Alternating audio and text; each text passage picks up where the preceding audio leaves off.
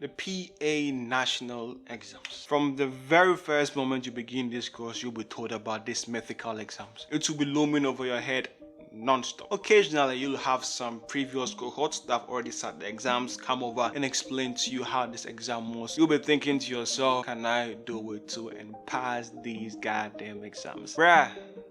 All types of pressure. The truth is, there's really nothing special about the PAIN exams. The only problems will be your nerves. It's a high-stake exam. 2 years you've been busting your behind trying to just get through this hurdle and start earning some l'argent. And now all stands on these exams. I say it's nothing special because at the end of the day, it's just an OSCE and it's some questions. When it comes to OSCEs, you either know what you need to do or you don't. You must be able to at least memorize what needs to be done. You might say, why do I need to memorize it? Should it just not come naturally? Not really. It's a performance.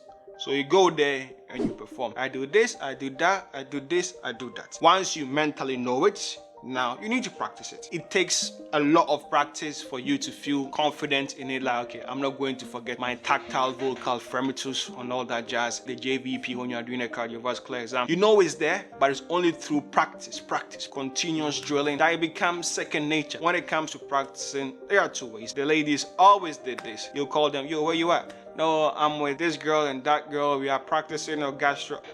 And homeboy, I'm out here on my own, brother. An eternal pillow warrior. I'm just joking. But those are the two options. Either you practice with someone or you become a pillow warrior. You will see chest on a pillow, you see an arm, leg. It will do anything you want it to do. When it comes to the written multiple choice questions, there is this saying that the Zen you found on the mountaintop is the same Zen you came up with. Nothing is going to happen in these last 2-3 days before you sit your written exam. If you've been practicing throughout the years, you will be fine. You just have to refresh your memory. But if you are trying to learn the whole curriculum a week before your exam, good luck, because your head will blow. Do not waste your time learning the esoteric stuff. Your bread and butter must be your bread and butter. Those 1A, 1B, 2As, focus on those, learn them.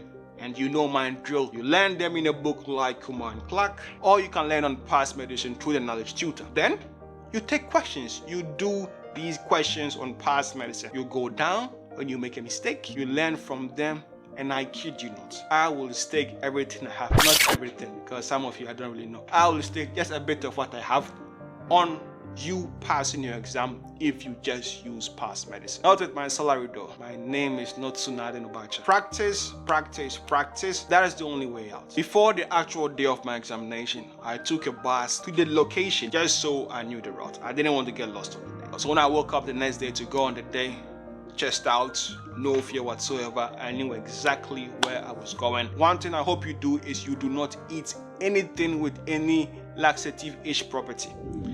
I'm not joking. My first attempt at UCAT, it was shambles. I don't know what I ate before I went to do this exam or the day prior. If you've ever sat this UCAT before, you need to focus with every single neuron you have in your head. And imagine me sitting in front of a quantitative reasoning. My stomach is on an absolute matter. For the first 15 minutes, I was trying to firm it like, OT, you need to just sit here. They are not going to give you any extra time. You are trying to get into medical school. Do your best. So I'm focusing on the questions, bro, but I'm also focusing on my anal sphincter. It's about to be a matter. There's always another chance for you to try this thing again. But if all hell break loose here, you might as well just change your ends. I decided to excuse myself. It was one Somalian lady. I was like, yo, miss, situation is getting a bit tight. I'd like to use the toilet. Brother,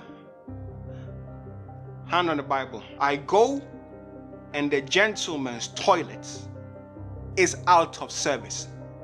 Big man, cannot go into the female toilet.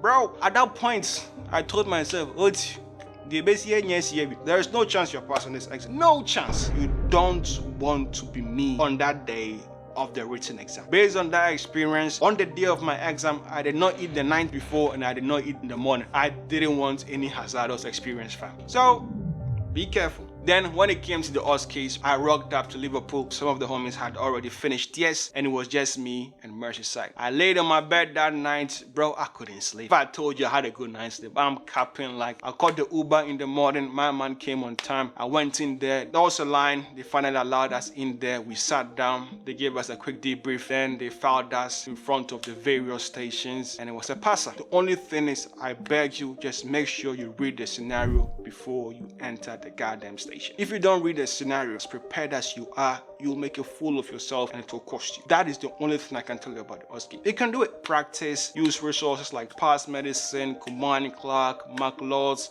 you'll be alright. And even if it doesn't go your way, you can try again. Learn from your mistakes and try again. If you want more technical details, check this video or check this video for some helpful resources. It's your boy OT and I'm out. Salute!